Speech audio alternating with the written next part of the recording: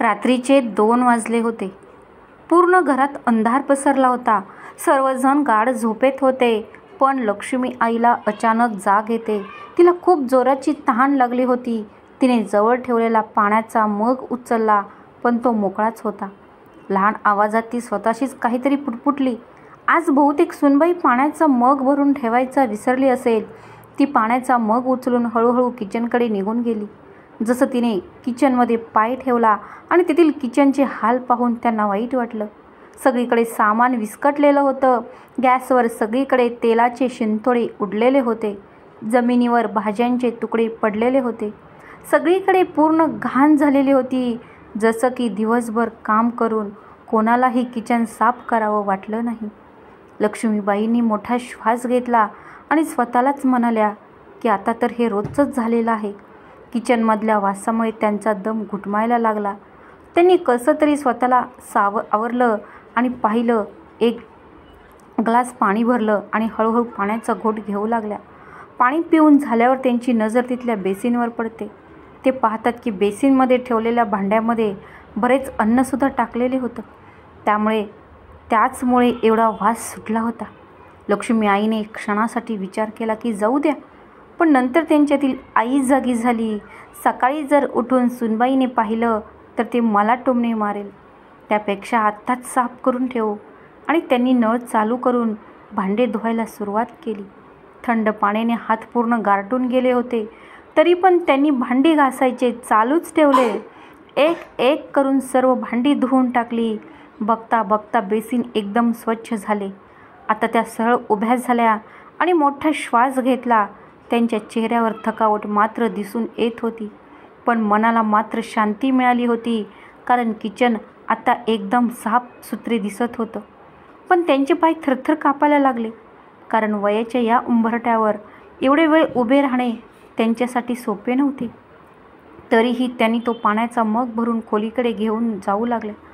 पण मनात मात्र एक ओझं तसंच होतं की एका आईचं जीवन फक्त दुसऱ्यासाठीच असतं का? कोणीतरी माझ्याबद्दल विचार करेल का? खोलीमध्ये जाऊन त्यांनी झोपायचा प्रयत्न केला, पण झोप मात्र कोसो दूर होती. डोळ्यातून अश्रू येऊ लागले, पण त्यांनी स्वतःला आवरले आणि विचार करू लागल्या, सकाळ झाली का पुन्हा तेच सुरू होणार. तेच टोमणे, तेच दुर्लक्ष. सकाळची सूर्याची हलकी किरणे खोलीमध्ये पसरलेली होती. लक्ष्मी आई रात्रीच्या थकावटमुळे नीट उठलीसुद्धा नव्हती. तोपर्यंत अचानक त्यांची सुनबाई सरिता खोलीमध्ये येते. तिचा चेहरा रागाने लालबुंद झाला होता. ती मोठ्या आवाजात आईला बोलायला लागते की आई, तुम्हाला थोडीसुद्धा लाज नाही का वाटत? तुम्ही एवढ्या खालच्या थराला जाऊ शकता असे मला वाटलेसुद्धा नव्हते. लक्ष्मी आई तिचे बोलणे ऐकून चकित नजरेने तिच्याकडे पाहू लागल्या. आता असं काही केलं मी की तू माझ्यावर एवढं रागवत आहे? लक्ष्मी आईने लहान आवाजात तिला विचारले. सरिता कमरेवर हात ठेवून मोठ्या आवाजात बोलते की तुम्ही कामच असे करता की मला बोलावं लागतं.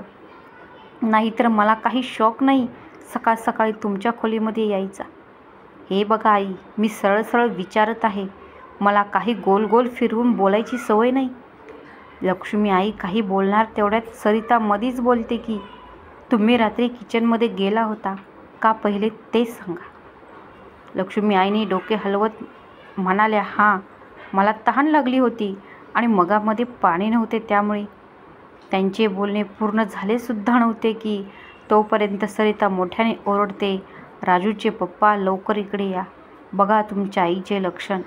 आणि प्रिया तूसुद्धा ये. सरिताला एवढ्या मोठ्या आवाजात बोलताना पाहून आई घाबरल्या आणि घाबरलेल्या आवाजात बोलू लागल्या की सुनबाई, असं काय केलं मी की तू एवढं ओरडून सर्वांना बोलवत आहे?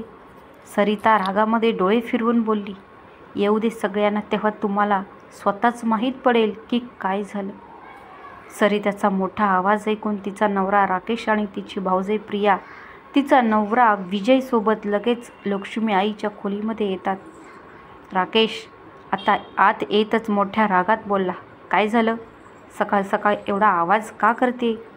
विजयसुद्धा चकित होऊन सरिता वहिनीकडे पाहून बोलू लागतो की हां वहिनी, सांगा ना, तुम्ही आम्हा सर्वांना आईच्या खोलीमध्ये का बोलावून घेतले आहे? सरिता कमरेवर हात ठेवून रागाने बोलली, तुम्ही सगळेजण स्वतःच पहा. मला तर हेच विचारायचं आहे की अर्ध्या रात्री आपली आई लपून छपून किचनमध्ये काय करायला गेली होती. लक्ष्मी आई सूनबाईच्या या आरोपांना ऐकून अचंबित झाली. त्या नियंत्रित आवाजात बोलतात, मी लपून छपून नव्हती गेली सूनबाई. मला तहान लागली होती आणि मगामध्ये पाणी नव्हते, त्यामुळे किचनमध्ये पाणी घेण्याकरता गेली होती. सरिता टोमणा मारत बोलते की अरे वा, पाणी घ्यायला गेला होता की माझ्या किचनमध्ये झाकाझाकी करायला गेला होता. नाहीतरी पाणी भरून ठेवणं माझं काम होतं, तुमचं नाही. आणि जर मग खाली होता तर ते तुम्ही दिवसा का पाहिलं नाही. राकेश डोक्यावर हात मारत बोलतो की अगं सरिता, आई फक्त पाणी घेण्याकरता गेली होती, त्यात एवढा तमाशा करायची काय गरज आहे. पण सरिता कुठे ऐकणार होती. ती अजून मोठ्या आवाजात बोलली की जर पाणीच घ्यायचे होते तर फक्त पाणीच घ्यायचे ना, किचन साफ करायची काय गरज होती. हे ऐकून प्रियासुद्धा तिच्या भावजाईच्या सुरात सूर मिसळून बोलली की हा वहिनी, काय माहीत आईना रात्रीचं साफसफाई करायची गरज का पडली. विजय जो आत्तापर्यंत शांत होता तो सुद्धा पटकन बोलला, अहो वहिनी, त्यात एवढं रागराग करायची काय गरज आहे. आईने थोडी भांडी काय धुतली तर त्यात चुकीचं काय आहे. तेव्हा सरिता अजून रागात बोलते की जर साफसफाई एवढीच आवडते तर मग दिवसभर हातात झाडू पोछा घेऊन बसावं, पण माझ्या किचनमध्ये झाकाझाकी करू नये. लक्ष्मी आई आपली मुले आणि सुनबाई यांच्या वागण्याने मनातून पूर्ण तुटून गेल्या होत्या. त्यांच्या डोळ्यातून अश्रूसुद्धा येऊ लागले, पण त्या स्वतःला आवरत म्हणाल्या, मी काही चुकीचं काम केलं नाही सुनबाई. किचनमध्ये थोडी घाण दिसली म्हणून साफसफाई केली.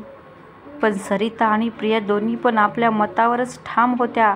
त्या त्यांच्या सासूची कोणतेही बोलणे ऐकायला तयार नव्हत्या. राकेश आणि विजय एकमेकाकडेच पाहत राहिले, पण त्या दोघांपैकी कोणीही त्यांच्या आईची बाजू नाही घेतली. लक्ष्मी आईच्या डोळ्यात दुःख साफ साफ दिसत होते. त्या विचार करू लागल्या की खरंच आता मी या घरात फक्त एक नोकरानी म्हणूनच राहिली आहे का, जिथे माझा प्रत्येक कामाला शंकेच्या नजरेनं बघितलं जातं. सरिता कुठे शांत राहणार होती. ती मोठ्या आवाजात बोलू लागली, ही साफसफाई तर ठीक आहे, पण किचनमध्ये मी 2000 रुपये ठेवले होते, ते सुद्धा यांनी साफ केले. जर पैसेच हवे होते तर मला मागायचं होतं, पण नाही, यांना चोरीच करायची होती. या वयात चोरी करणं शोभतं का यांना. सरिताच्या या बोलण्याने तिथलं वातावरण अजूनच बिघडलं. घरात लहान मुलं आहेत, त्यांच्यावर याचा काय परिणाम होईल, ते काय शिकतील. आहे मी खरंच थकले आहे तुमच्या या वागण्याला. सरिताने तिच्या साडीचा पदर तिच्या कमरेमध्ये घुसवत रागाने आईकडे बघितलं. हे ऐकताच लक्ष्मी आई घाबरली आणि तिच्या डोळ्यातून अश्रू वाहू लागले. त्या घाबरत घाबरत सुनबाईला बोलू लागल्या की सुनबाई, एवढा मोठा आरोप माझ्यावर करण्या अगोदर थोडा विचार तर करायचा होता. मी का पैसे घेऊ, मला काय करायचं आहे त्या पैशाचं, मी कोणतेही पैसे घेतले नाहीत ग.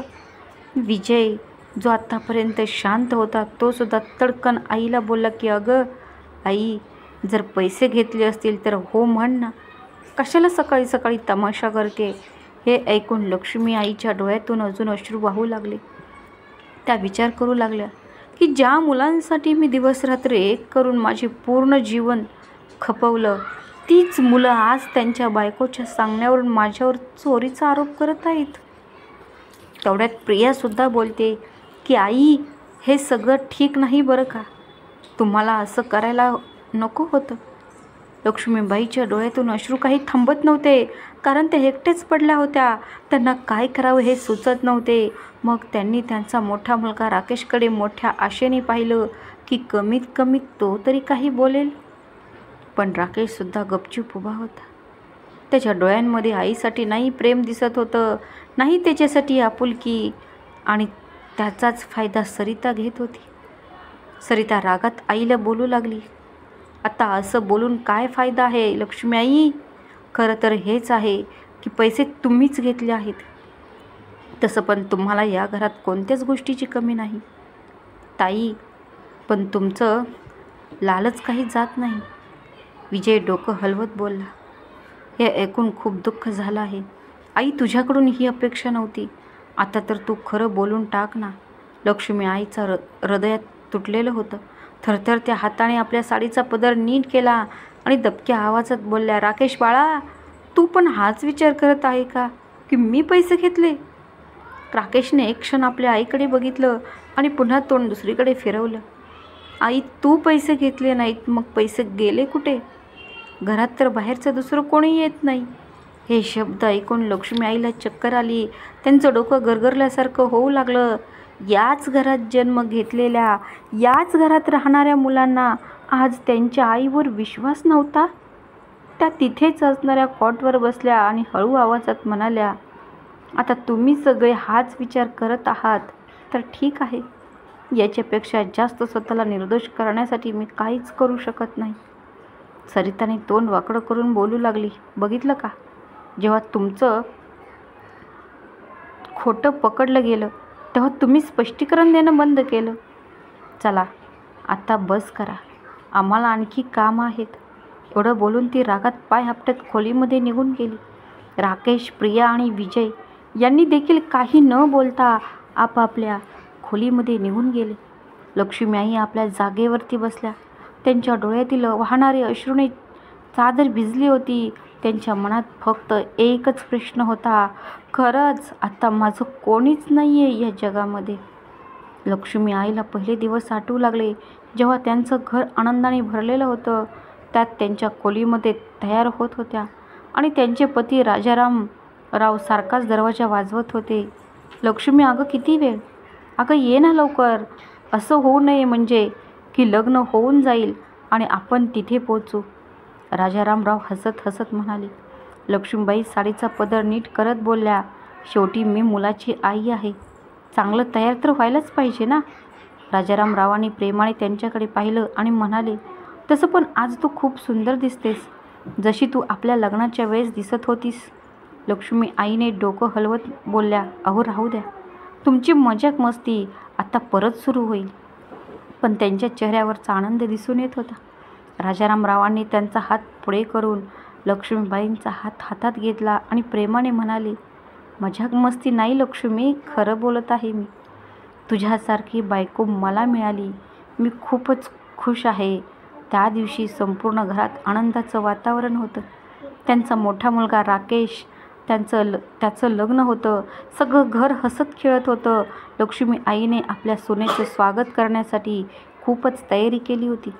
छोट्या मोठ्या गोष्टीसुद्धा त्यांनी लक्षात ठेवल्या होत्या, कारण सुनीला काही त्रास होऊ नये म्हणून. पहिल्यांदा सरिता सून म्हणून त्यांच्या घरी आली होती तेव्हा लक्ष्मी आईने तिला मिठी मारली होती आणि म्हणाल्या होत्या की बाळा, आजपासून हे घर तुझं आहे, तुला काही लागलं तर मला जरूर सांग. पण आज त्याच सरिताने आज त्यांच्यावर चोरीचा आरोप केला होता. त्यांची स्वतःची मुलं देखील त्यांच्यापासून लांब राहिली. आठवणी एवढ्या खोल होत्या की लक्ष्मी आईच्या डोळ्यातून अश्रू निघू लागले. त्यांनी त्यांच्या उशीला जवळ घेतलं आणि मनातल्या मनात बोलू लागल्या की खरंच तुम्ही असता तर आज मला आपल्या लोकांमध्ये परकेपणा वाढला नसता.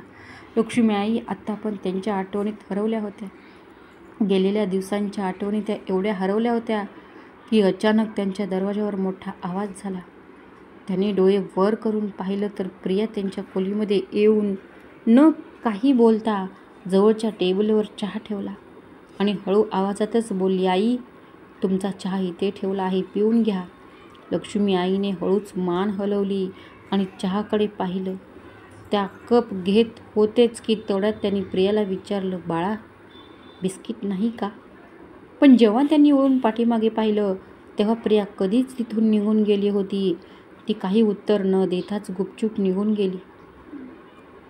लक्ष्मी आईने एक दीर्घ श्वास घेतला आणि चहाचा कप हातामध्ये घेऊन चहाचा एक घोट घेतला.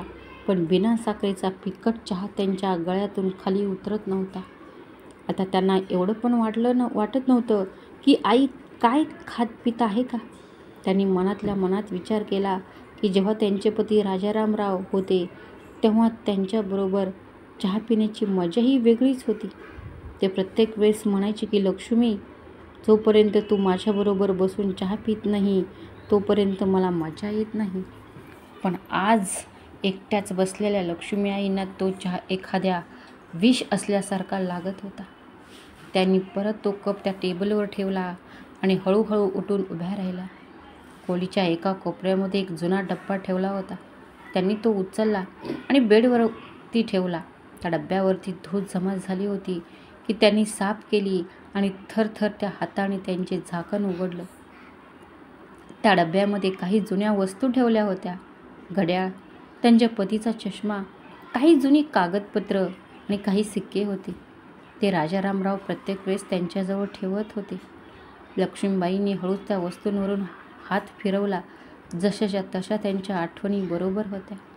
त्यांचे डोळे आणखीन भरून आले. मला सोडून कुठे निघून गेला तुम्ही? बघा, तुमची लक्ष्मी आता एकटी पडली आहे. त्या हळू आवाजात बोलल्या आणि परत बेडवर जाऊन बसल्या. दुपारचे 2 वाजत आले होते. त्यांना जेवणासाठी कोणीच विचारायला सुद्धा आलं नव्हतं आणि त्यांची मुलंसुद्धा त्यांच्या आईच्या खोलीकडे वाकूनसुद्धा पाहिलं नव्हतं. भूक खूपच जास्त लागली होती. लक्ष्मी आईने काही वेळ वाट पाहिली पण कोणीच आलं नाही. पण त्या स्वतः उठून मनात नसतानासुद्धा सरिताकडे गेल्या. त्यावेळेस सरिता तिच्या 5 वर्षाच्या मुलाला राजूला गाजराचा हलवा चारत होती. लक्ष्मीआई तिच्या जवळ गेल्या आणि म्हणाल्या, सुनबाई, खूप जास्त भूक लागली आहे. तू काही बनवलेलं असेल तर दे ना. एवढेच म्हणाल्या तर सरिताने त्यांच्याकडे डोळे वटारून रागात बोलली, आई, गाजराचा हलवा बघितला की तुम्हाला भूक लागली? आता तर मी माझ्या मुलाला चारत आहे. सरिता लगेच उठून राजूचे तोंड पुसून किचनमध्ये निघून गेली. थोड्या वेळाने ती एका छोट्या वाटीमध्ये थोडासा गाजराचा हलवा लक्ष्मी आईंना देत त्यांना टोमणे मारत म्हणाली, हे घ्या, खा, नाहीतर माझ्या मुलाला नजर लागेल. लक्ष्मी आईने हळूच तो वाटी हातामध्ये घेतली आणि काही न बोलता त्यांच्या खोलीमध्ये निघून गेल्या. लक्ष्मी आईने ती वाटी बेडवर ठेवली आणि स्वतःही बेडवर बसल्या. त्यांनी पहिला घास तोंडात घेतला पण हलव्याचा वास त्यांच्या गळ्यामध्येच अडकला. हलवा जळालेला होता. हा जळालेला वास फक्त जिभेलाच नाही तर त्यांच्या हृदयाला सुद्धा त्याची जाणीव होत होती. पण भूक एवढी लागली होती की जळलेला वाससुद्धा विसरून गेल्या होत्या. हळूच त्यांनी त्यांची नजर वर करून पाहिलं. खोलीच्या भिंतींना बघितलं आणि दीर्घ श्वास घेतला आणि डोळे बंद केले. त्यांनी त्यांच्या आठवणींना एक उजाळा दिला. त्यांनी त्यांच्या आयुष्यातील ते दिवस आठवले जेव्हा त्यांचे पती आणि मुलांबरोबर बसून हसत खेळत गाजराचा हलवा खात होत्या. तेव्हा त्यांच्या हाताने बनवलेल्या गाजराच्या हलव्याचा सुगंध घरभर पसरला होता. ते जुनं अंगण, हलव्याचा सुगंध, चुलीला लागलेला जाळ आणि राजारामरावांचं हसणं. अगं लक्ष्मी, आज परत हलवा बनवत आहे. रोज रोज हलवा बनवून मुलांना खाऊ घालून त्यांना बिघडून ठेवशील तू. राजारामराव हसत म्हणाली, अहो, मुलांना आवडतो आणि तुम्हाला पण, मग तक्रार कशाची? लक्ष्मीबाई हसत हसत बोलल्या. राजारामरावांनी हळूच त्यांच्या पाठीमागून येऊन त्यांच्या खांद्यावरती हात ठेवला आणि म्हणाली, बस, फक्त असंच प्रेम करत राहा. लक्ष्मी, मुलं मोठी होतील ना तेव्हा पण आपण असंच बसून हलवा खायचा जसं आज आपण खात आहोत. पण कुणाला माहीत होतं तीच मुलं त्यांची आवडीनिवडी जपायची, रोज हलवा बनवून द्यायची, आज एवढे बदलले जातील. आणि कुणाला माहीत होतं की त्याच मुलांच्या सुनासुद्धा या घरामध्ये सून म्हणून आल्या त्याच एक दिवस जळलेला हलवा खाऊ घालतील. जी आपल्या मुलांसाठी रात्रभर जागत होती, ज्या आवडीनिवडी जपत होती, ती त्यांच्याशिवाय जेवणसुद्धा करत नाही. आज तीच आई आपल्या मुलांसाठी ओझं बनून राहिली. त्याने ती वाटी बेडवर ठेवली आणि खिडकीतून बाहेर बघू लागला. आकाशात सूर्य चमकत होता पण आता त्यांच्या आयुष्यात कुठलीच रोषणाई राहिली नव्हती. संध्याकाळ होत आली होती पण लक्ष्मी आईने फक्त जळलेला हलवा खाल्ला होता. पोटात अचानक दुखू लागलं होतं. अशक्तपणा येऊ लागला होता. त्यांनी इकडे तिकडे पाहिलं, पण घरात कोणीच नव्हतं, जे की त्यांना विचारेल की जेवण केलं का नाही. मुलं आणि सुना त्यांच्या कामांमध्ये व्यस्त होत्या. त्या हळूच बेडवरून उठल्या आणि भिंतीला टांगलेल्या त्या छोट्या कपड्यातील बांधून ठेवलेलं भांडं हळूच खाली घेतलं. त्याच्यामध्ये काही पैसे होते. ते त्यांनी बचत करून ठेवलेले होते. जसं त्यांनी त्या भांड्याला पकडून ओढलं तसं त्या दरवाजाच्या बाजूला झाल्या. त्या दरवाजातून बाहेर जाणार तेवढ्यात सरिताने आवाज दिला, आई, कुठे चाललात तुम्ही? लक्ष्मीबाई थांबल्या आणि म्हणाल्या, काही नाही, जरा बाहेर जाऊन येते सुनबाई. तेव्हा सरिता रागात बोलली, काय गरज आहे बाहेर जाण्याची? काही गल्लीमध्ये बसून तुमची जी अवस्था झाली आहे ती लोकांना सांगायची आहे का? लक्ष्मी आईने जेव्हा हे ऐकलं तेव्हा त्यांच्या हृदयाला चीर पडल्यासारखं झालं. त्या हळू आवाजातच म्हणाल्या, नाही सुनबाई, जरा थोडंसं बाहेर फिरून येते. तेव्हा सरिता रागात म्हणाली, जास्त दूर जाऊ नका, घरातलं काम कोण करणार? लक्ष्मी आई काहीच बोलल्या नाहीत. त्यांच्या डोळ्यात अश्रू आले होते, पण त्यांनी त्यांच्या पदराने लगेच पुसले. त्या हळूच दरवाजातून बाहेर आल्या. त्यांचं चालणं आता पहिल्यासारखं नव्हतं, पण त्या मनात एका गोष्टीचा विचार करत होत्या, काय आता एका आईला 2 चपाती मागायची वेळ आली? त्यांनी ते हातात घेतलेलं भांडं पकडलं आणि झपाझप पाऊल टाकत पुढे जाऊ लागल्या. त्या थोड्याच दूर गेल्या होत्या तेव्हा त्यांना एक कचोरीवाला दिसला. भूक तर जास्त लागली होती, पण विचार केला की एक प्लेट कचोरी खाऊ. त्यांनी विचार करून त्या मुलाला विचारलं की किती रुपयाला आहे कचोरी? आई, 25 रुपयाला प्लेट आहे. त्यांनी आपल्या त्या भांड्याकडे पाहिलं, ज्यामध्ये त्यांनी पैसे ठेवले होते. त्याच्यामध्ये फक्त 20 रुपये होते. पण त्या नाराज होत त्या मुलाला म्हणाल्या, बाळा, माझ्याकडे 5 रुपये कमी आहेत. कचोरीवाला मुलगा म्हणाला, 5 रुपये कमी आहेत, असू द्या, तुम्ही 20 रुपयेच द्या. लक्ष्मी आईच्या डोळ्यात एक आशेचा किरण चमकला. त्यांनी थरथर त्या हाताने त्या भांड्यातील 20 रुपये काढले आणि कचोरीवाल्या मुलाला दिले. गरम गरम कचोरी, त्याच्या वासाने सुद्धा त्यांची भूक जास्त वाढली होती. जसं त्यांनी पहिली कचोरी तोडली तेव्हा त्यांच्या मनात जुन्या आठवणी ताज्या झाल्या.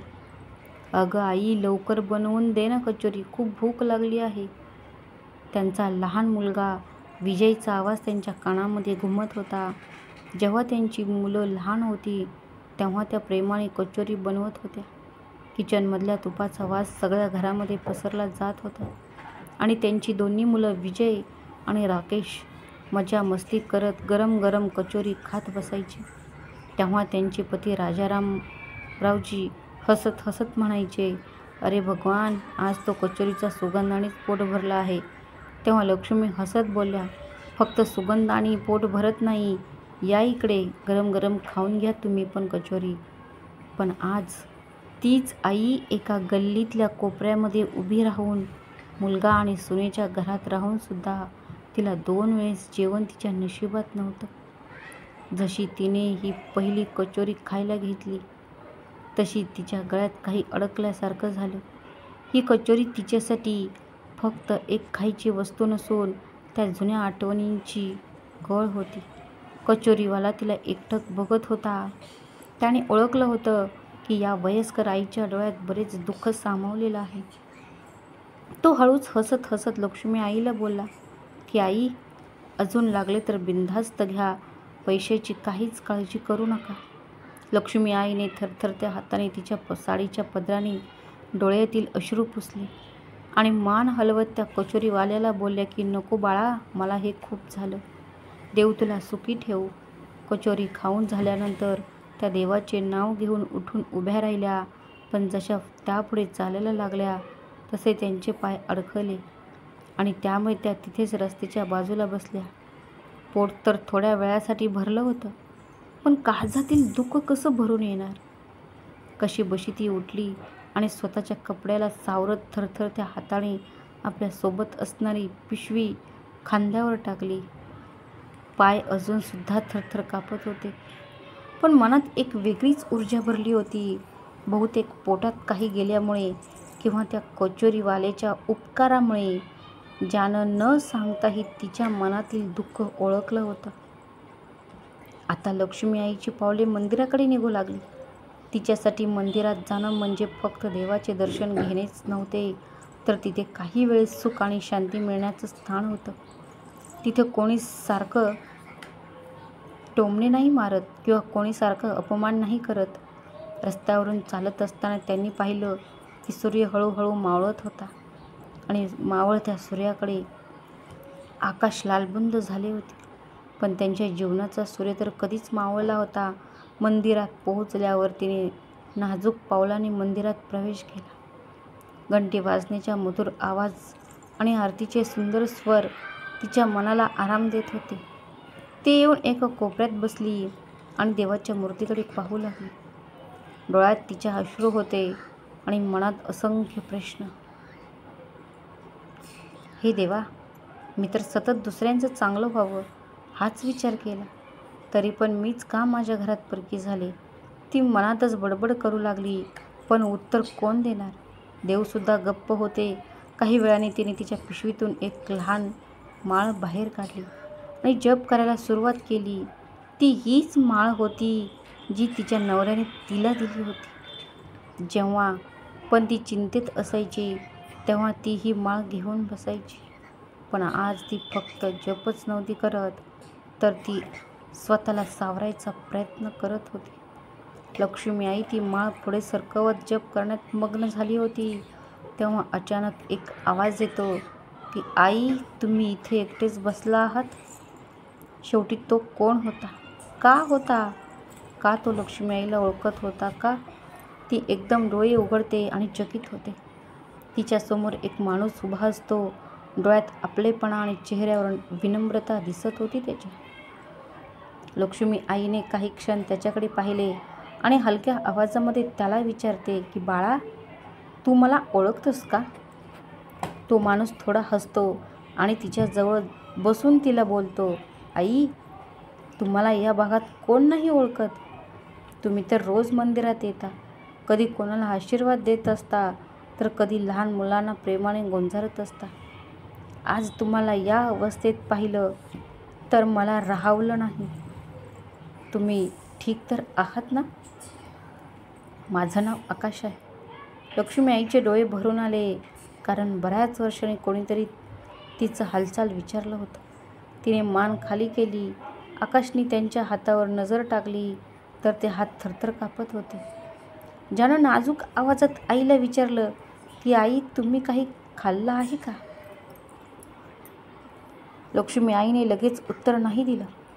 फक्त थोडं हसून मान हलवली, जसं की काहीतरी लपवायचा प्रयत्न करत होती. पण आकाश त्याचं गप्प राहणं समजला होता. त्यानं आपल्या खिशात हात घालून एक लाडू बाहेर काढला आणि लक्ष्मी आईच्या हातावर ठेवला आणि म्हणाला, हा घ्या देवाचा प्रसाद. त्याला कधी नको म्हणायचं नसतं. लक्ष्मी आईने लाडूकडे पाहिलं आणि थरथरत्या हाताने त्याला उचललं आणि खाऊ लागल्या. डोळ्यात अश्रू वाहत होते, पण मनाला पहिल्यांदाच सुख मिळालं होतं. आकाशने पाहिलं की त्यांच्या डोळ्यातील अश्रू काही थांबत नव्हते. तेव्हा तो आईला बोलतो की आई, तुम्हाला वाटत असेल तर तुम्ही माझ्या घरी येऊ शकता. नाहीतर माझी आई आत्ता या जगात नाही आहे आणि माझी बायको सिया तुम्हाला पाहून खूप खुश होईल. लक्ष्मी आईने त्याच्या डोळ्यामध्ये पाहिलं. तिला त्याच्या डोळ्यांमध्ये खूप आपलंपण दिसत होतं. पण काय लक्ष्मी आई त्याच्यासोबत जाऊ शकत होती का? का तिच्या आपल्या लोकांना तिची गरज नव्हती का? मनात खूप सारे प्रश्न होते, पण कुणाकडे त्याची उत्तरं होती? लक्ष्मी आई सर्व काही जाणत होत्या. या वयात कोणावरती ओझं होणं बरं नाही. त्या थोड्या हसून आकाशला बोलतात की बाळा, तुझी आई खूप नशिबान होती जिला तुझ्यासारखा मुलगा मिळाला. पण मी आता कोणावरती ओझं नाही बनू शकत. देव जोपर्यंत मला चालण्यासारखं ठेवेल तोपर्यंत मी माझं जीवन जगेल. आकाश त्यांच्याकडे पाहून गप्प झाला. त्याने विचार केला की ती दुःख मनात साठवून ठेवलं आहे यांनी, तरी पण कोणासमोर हात पसरवत नाहीत. तो अजून काही बोलणारच तेवढ्यात लक्ष्मी आई त्यांची पिशवी उचलून मंदिराच्या आत गेली. तिने देवाच्या पायावर डोके ठेवले आणि हळू आवाजात बोलू लागले की, हे देवा, या वयात मला फक्त एवढीच शक्ती दे की मला कोणासमोर हात पसरायची वेळ येऊ नये. त्यांच्या डोळ्यातून अश्रू वाहू लागले. तिथेच उभा असलेला पुजारी, त्यांनी हे पाहिलं होतं. ते पुढे आले आणि लक्ष्मी आईंना विचारू लागले की, ताई, तुम्ही ठीक आहात ना? लक्ष्मी आई आपल्या साडीच्या पदराने डोळे पुसत पुजारीला बोलतात की, काही नाही, कधी कधी असंच मन भरून येतं. पुजाऱ्याने त्यांना प्रसाद दिला आणि बोलले की, ताई, तुम्ही रोज मंदिरात येत जावा, कारण जेव्हा सगळे रस्ते बंद होतात तेव्हा एकच रस्ता असतो, तो म्हणजे देवाचा. इथे येऊन सगळ्यांना सुख भेटतं. लक्ष्मी आईने प्रसाद घेतला आणि मंदिराच्या एका कोपऱ्यात जाऊन बसल्या. मंदिरात बसल्यानंतर त्यांना जुन्या आठवणी आठवू लागल्या, जेव्हा त्यांचे पती राजारामराव सोबत लक्ष्मीबाई मंदिरात रोज येत होत्या. आणि तेव्हा ते म्हणायचे, लक्ष्मी, जेव्हा कधी तुला एकटं वाटेल तेव्हा तू मंदिरात येत जा. त्या विचार करत होत्या तेवढ्यात एक बाई मंदिरात आली आणि लक्ष्मी आईंना म्हणाली की, लक्ष्मी, तू इथे आणि या अवस्थेमध्ये? लक्ष्मी आईने मान वर करून पाहिलं. ही बाई दुसरी तिसरी कोणी नसून त्यांची जुनी शेजारी राहणारी नीता होती. ती खूप वर्षांनी त्यांना भेटली होती. लक्ष्मी आईने नीताला पाहिलं आणि त्यांच्या चेहऱ्यावरती एक हलकंसं हास्य आलं, पण नंतर त्यांच्या चेहऱ्यावरती नाराज आली. नीताने पाहिलं त्यांच्या अंगावरची साडी खराब झाली होती. चेहऱ्यावरती थकवा जाणवत होता. डोळ्यांच्या खाली काळी वर्तुळे दिसत होती. अगं लक्ष्मी, ही काय हालत करून घेतली आहेस तू स्वतःची? नीताने नाराजी स्वरात विचारलं. लक्ष्मीबाईंनी एक दीर्घ श्वास घेतला आणि मान खाली घातली. घर? आता ते घर कुठे आहे नीता? आता तर फक्त डोक्यावरती एक छत आहे, त्याच्यामध्ये राहायची परवानगी मिळाली आहे. नीताला आश्चर्याचा धक्का बसला आणि म्हणाली, काय बोलत आहेस तू? हे सगळं कसं झालं? लक्ष्मीबाईंच्या गळ्यामध्ये काहीतरी अडकल्यासारखं वाटू लागलं. त्यांना खूप काही बोलायचं होतं, पण त्यांच्या तोंडातून शब्द निघत नव्हते. थोड्या वेळ गप्प राहून ते हळू आवाजातच म्हणाले, आता काय सांगू नीता?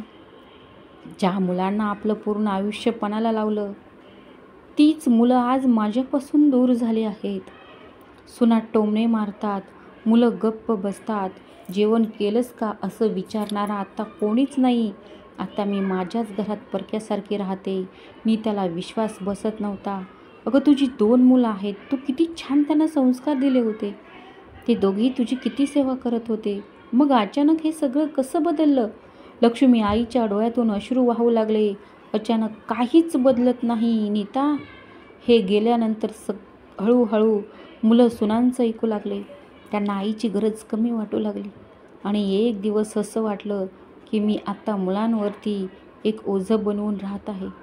नीताच्या डोळ्यातून पण अश्रू वाहू लागले. लक्ष्मी, मला तर वाटलं होतं तुझी मुलं तुझी चांगली सेवा करत आहेत, तुला आता आराम मिळत आहे, पण हे ऐकून खूप दुःख झालं.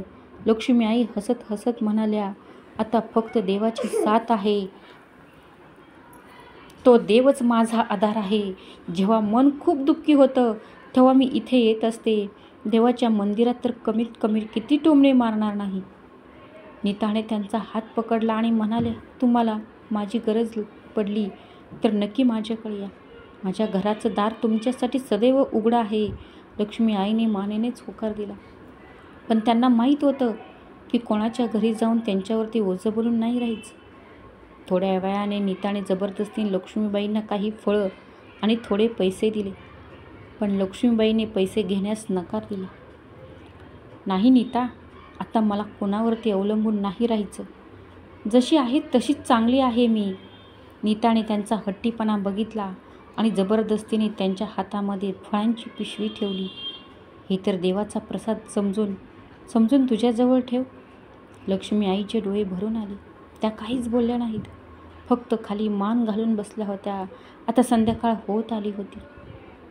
लक्ष्मी आईला वाटलं की आता घरी गेलं पाहिजे, पण मनातल्या मनात भीती वाटत होती. तिथे जायचं मन तर होत नव्हतं, पण दुसरी कुठेही ती जाऊ शकत नव्हती. हळूच मंदिराच्या पायऱ्या उतरत खाली उतरू लागल्या. लक्ष्मी आई हळूहळू घरी पोहोचल्या तेव्हा दरवाजात जाताच त्या आश्चर्यचकित झाल्या. त्यांच्या खोलीमधून मोठमोठ्याने आवाज येऊ लागला. त्या पटकन त्यांच्या खोलीकडे वळू लागल्या. आत जाऊन पाहिलं आणि त्या डोळ्यांनी आतमध्ये पाहत एका जागी उभ्या राहिल्या.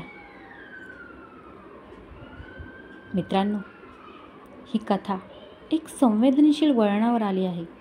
लक्ष्मी आईचं दुःख वाढत चाललं होतं, पण त्यांचा प्रश्न असा होता की त्यांचा मुलगा राकेश आणि विजय लक्ष्मी आईचा साथ देतील का? त्यांच्या सुना सरिता आणि प्रिया त्यांना घरातून बाहेर काढण्यात यशस्वी होतील का? चला तर पाहूया पुढच्या भागात लवकरच.